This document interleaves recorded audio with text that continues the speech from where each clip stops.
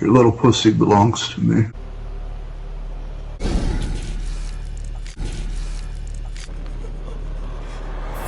Stop it. Get some help. Mental illness. It allows game developers to explore and portray complex emotions and experiences in an interactive and immersive way.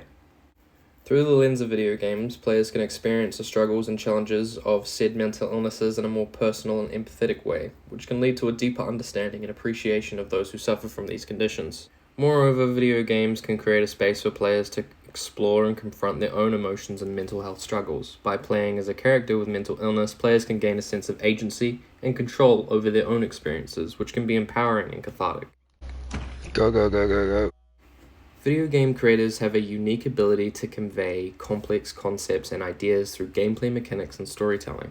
So by incorporating mental illness into the narrative and mechanics of a game, developers can create a more immersive and engaging experience that can help raise things in the player, and I find in long term reduce stigma around these important issues. With that being said, that's a concept on the outset.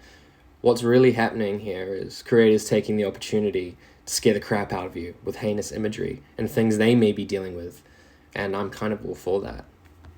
So let's talk about Neverending Nightmares. Neverending Nightmares is a psychological horror game developed by Infotap Games and released in 2014. The game has been praised for its unique art style, atmospheric soundtrack, and exploration of mental illness. So let's have a dig at it and see what I thought.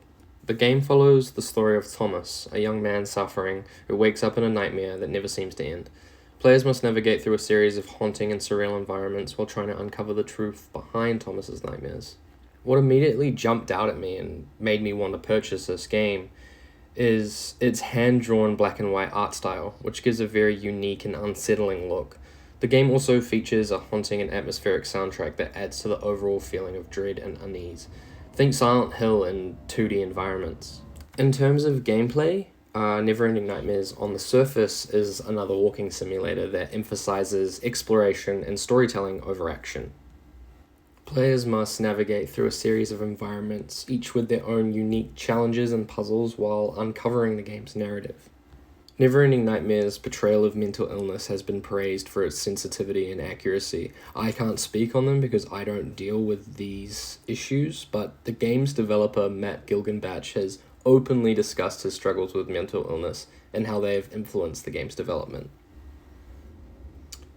Matt Gilgenbach has openly discussed his struggles with OCD and depression, and he has used his personal experiences as inspiration for this game.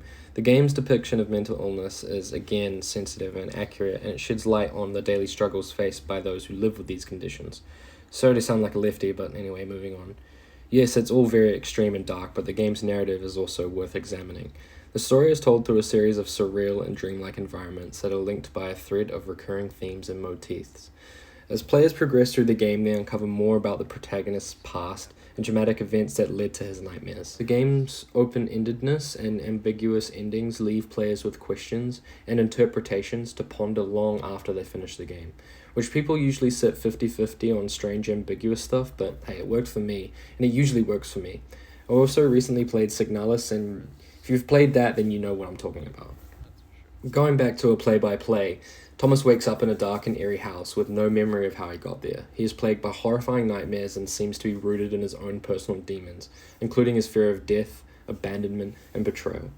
As he progresses through the game, Thomas must confront his fears and unravel the mystery behind his nightmares. Throughout the experience, Thomas encounters a series of disturbing and surreal images, including a decaying hospital, room filled with twisted versions of himself. He is pursued by grotesque monsters, including a giant spider, a walking corpse, a demonic creature with wings. As Thomas struggles to survive and make sense of his nightmares, he begins to realize that his experiences are not just random terrors, but connected to his own personal traumas. You get a feeling of amnesia, but as you go through the experience, he recalls memories of his childhood, including his sister's death, his parents' divorce, and his own struggles with mental health. By the end of it, I felt mentally drained, and it leaves the player with a haunting message about the nature of reality, memory, and illness. It's chilling. I got chills quite a few times through the game. It's thought-provoking exploration of the human psyche and a testament to the power of video games as an art form. Again, Neverending Nightmares is not a game for everyone. Its slow-paced gameplay and lack of action may not appeal to all players. However, for those who enjoy an atmospheric horror game and explore deeper themes and offer a unique, immersive experience, Neverending Nightmares is a must-play. It's a game that will stay with you long after you finish playing, and it offers a glimpse into the human mind and the struggles faced by those with mental illness. The game is simple to play. The game's mechanics are intentionally minimalistic, allowing players to focus on the game's atmosphere. Combat is not a major part of Neverending Nightmares, and players must avoid enemies and hazards rather engaging in combat. This adds to the game's tension and forces players to carefully navigate each environment and plan their movements accordingly. So, talking about what you signed up for, the monsters, they're often grotesque and disturbing, and they reflect the dark and unsettling nature of the game very well.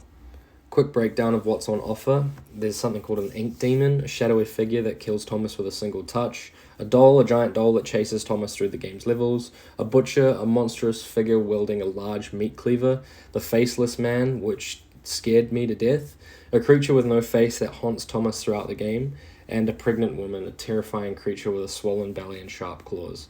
These are just some of what's to come in the game, and all of which are genuinely horrendous and worth seeing. So, with all that in mind, any personal traumas can only add to an experience, I suppose. I think it's more cathartic for the creators than it is for anyone playing it. So, thanks for watching, sub for more. I put more effort into this one than my father did raising me, so catch you in the next one.